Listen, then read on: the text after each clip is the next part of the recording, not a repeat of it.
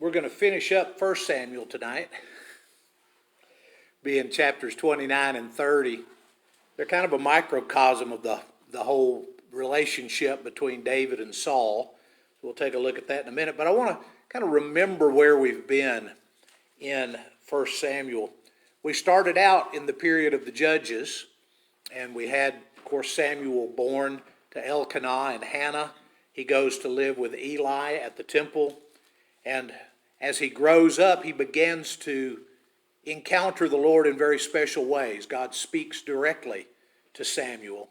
And unfortunately, one of the first messages that he gives him is that he's taking the leadership of the people away from Eli, and his sons, Hophni and Phinehas, are so evil, so detestable as priests that God's not going to let them continue. And so he puts Samuel in their place.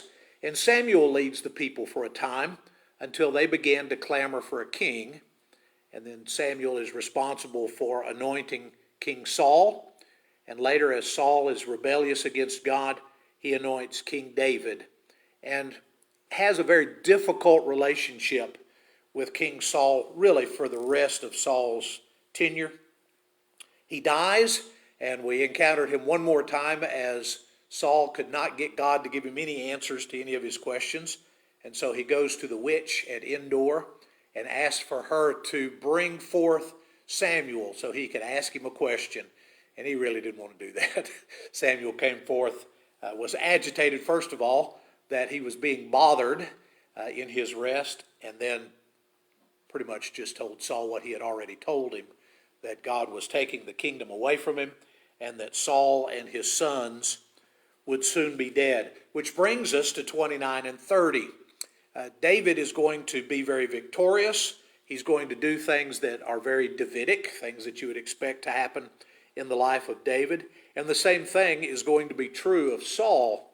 So these two chapters kind of back to back, like I said, are kind of a microcosm of the way things worked out as far as David and Saul were concerned. Did I say 29 and 30? I was wrong, 30 and 31, obviously. See, thanks for correcting me. Chapter 30, we're going to start in verse 1. David and his men reached Ziklag on the third day. The Amalekites had raided the Negev and Ziklag. They had attacked Ziklag and burned it, and had taken captive the women and everything else in it, or everyone else in it, both young and old. They didn't kill any of them. They carried them off as they went on their way. So while David and his men are out doing their usual raiding, then another group of raiders comes in while they're gone to Ziklag, to their hometown, and they burn the town down and take all of the people captive. What's different between what the Amalekites did at Ziklag and what David and his men did everywhere that they raided? David killed them all, right? He didn't leave anybody alive to go back and tell the king of Achish the things that they were doing.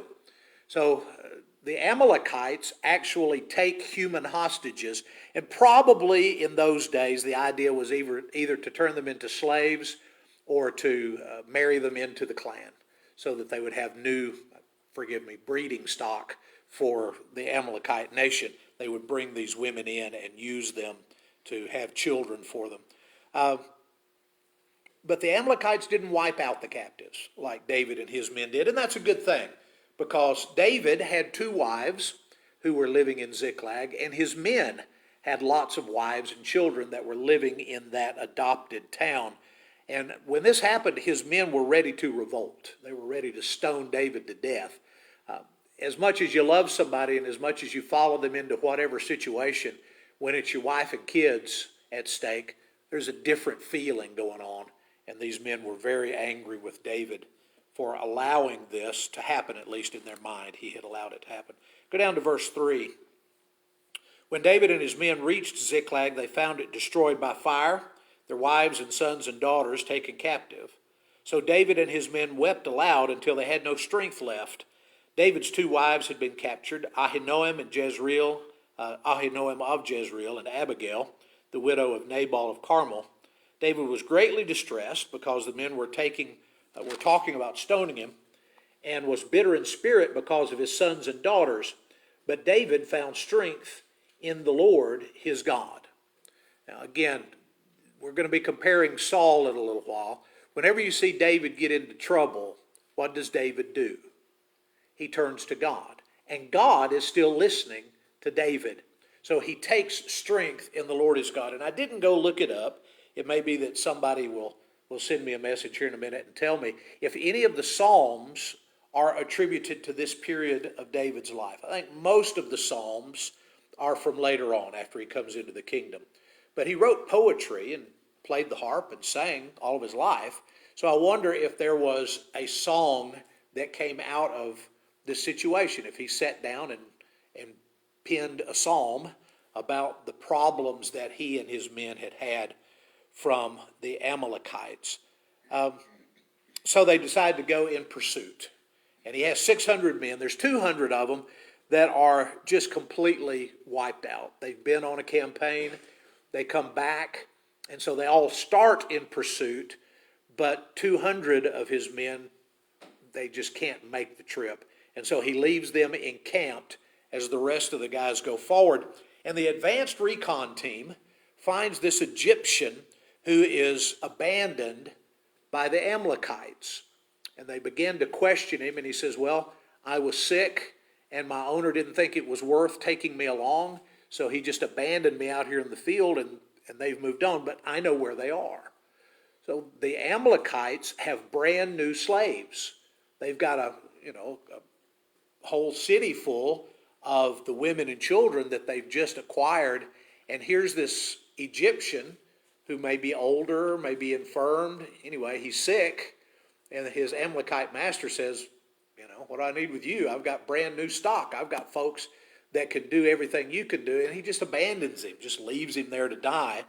But David's men find him. So they feed him and they get him strengthened a little bit. And he serves as their guide toward getting to where the Amalekite army was. All right, let's skip over to,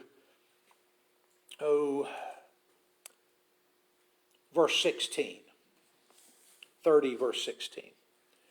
He led David down, and there they were, scattered over the countryside, eating, drinking, reveling, because of the great amount of plunder they had taken from the land of the Philistines and from Judah.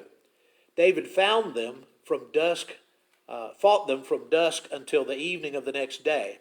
And none of them got away, except 400 young men who rode off on camels and fled. David recovered everything the Amalekites had taken, including his 2 wives. Nothing was missing, young or old, boy or girl, plunder, or anything else they had taken. David brought everything back. He took all the flocks and the herds, and his men drove them ahead of the other livestock and said, this plunder belongs to David. So David's going to be in charge of deciding what to do with all of this stuff that they've got back. Now remember, it's not just Ziklag. They had been raiding in Philistia, so they have some plunder from Philistia. They may have other slaves that they've accumulated from other towns. They've been raiding in Judah, which, by the way, where is David from? He's from Judah, right? So his hometown folks have been prey to all of this as well. So David's in charge of deciding who gets what. When they get back to the 200 guys that were sick or infirmed or just too worn out to go and fight against the Amalekites, the 400 say they don't get anything. And David says, don't be selfish with what the Lord gave you. You've received it because the Lord gave you the victory. Let me give it to who I want to give it to. And so he gives distribution even to these 200. And then he decides not only is he going to give it to the 200, that he's also going to send some of these spoils to his friends in Judah. So again, he grew up around Bethlehem.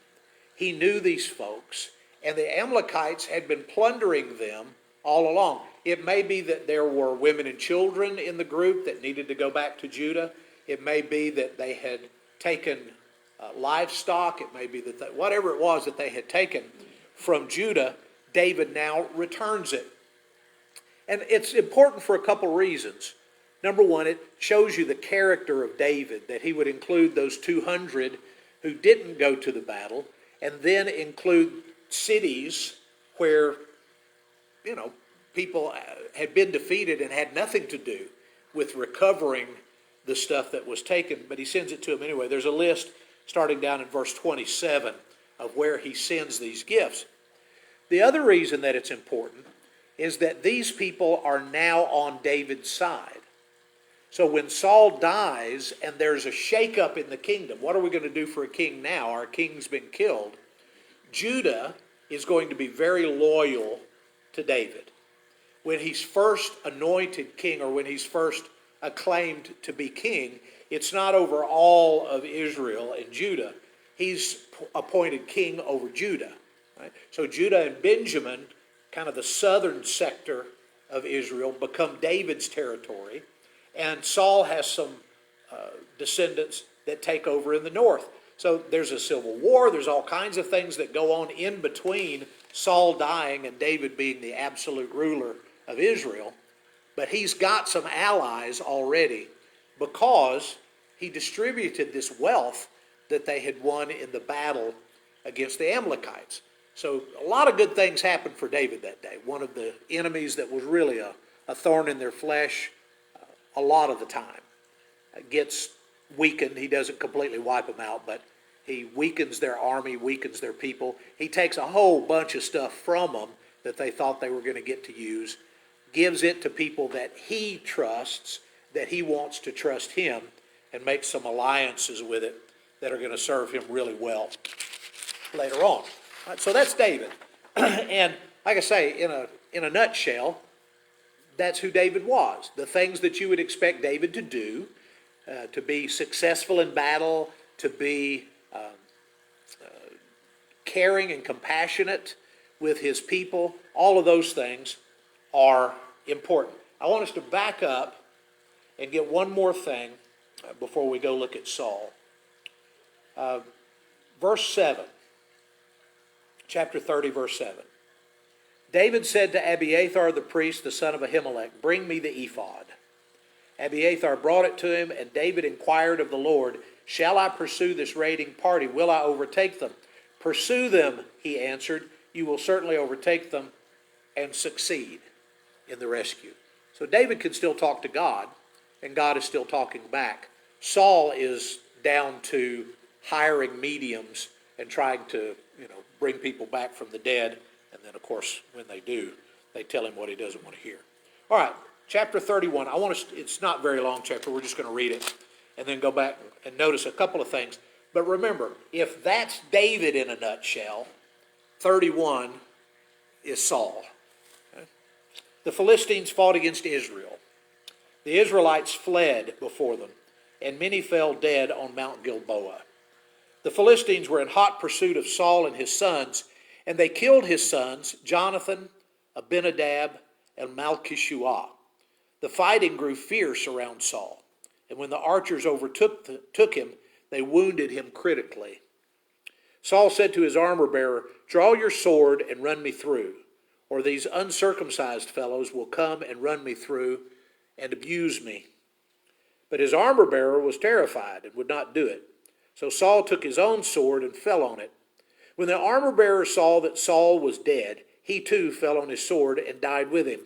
So Saul and his 3 sons and his armor-bearer and all his men died together on the same day.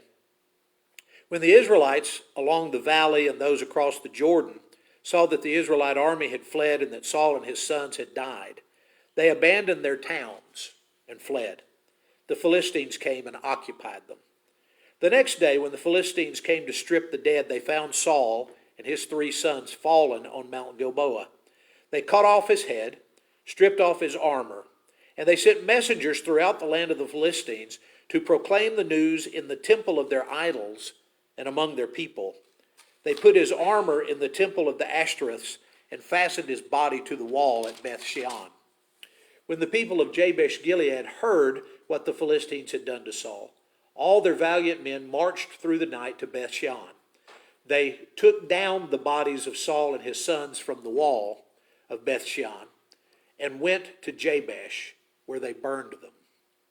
Then they took their bones and buried them under a tamarisk tree at Jabesh, and they fasted for 7 days. Okay? So you've got Saul, who was always waiting and always afraid. And you end up in the end of his life, and he's afraid. He's not out at the front of his army conquering. He's not going forth at the battle call of God. He's in over his head with the Philistines.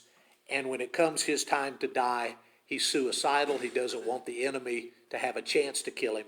He asks his armor bearer to do it for him, and his armor bearer is unwilling. His armor bearer is a little more like David, perhaps, than he is like Saul. So David is fully in God's favor and victorious, and his family is safe. Saul was fully out of God's favor and afraid, and his family gets killed. Right? So it's just kind of a microcosm, a nutshell of the way things turned out for those two guys. The Philistines finally got some payback for Goliath. The first time we really see David in action, he kills Goliath. When he kills Goliath, what does he do? Cuts off his head and takes it for a trophy. He takes his sword and puts it in the house of his god. Now the Philistines kill Saul. They cut off his head. They take his armor and they put it in the house of their god. This wasn't haphazard. It wasn't abnormal. This was what you did. And the purpose was to say, our God is bigger than your God. Our power is more than your power. And so as far as they were concerned, the Ashtaroths, the Baal and the Ashtaroths, won that day. That was their God was stronger than the God of Israel. So when they kill the God of Israel's king and take his stuff, then that is, at least to them, a sign that their God is the God, the strongest God. It seems final, but it's not.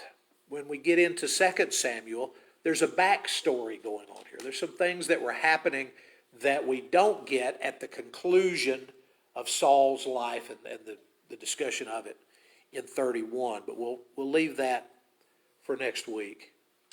But Saul is gone. After all the running away that David had to do, after all the hiding that David had to do, now Saul is dead, and with him, 3 of the main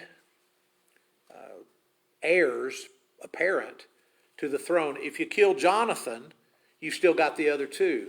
But if all 3 of these adult males are killed in battle, you lose 4 guys out of the royal family in one battle. So as far as the Israelites are concerned, this is catastrophic. As far as God is concerned, this is the next move, and moving David toward where David always deserved to be, always where he wanted him to be. Any questions or thoughts? I was just thinking about David when he went to battle. I guess he had 400 men with him. Right. It didn't say whether there was any loss of life. I know God was with him. I mean, did all 400 come back after the battle? I don't know. Yeah, I thought about that too. The question is, did we ever get a count of how many of David's men might have gotten killed when they went to fight the Amalekites? And we don't get a number. So, don't know. It gives you the impression that nobody died.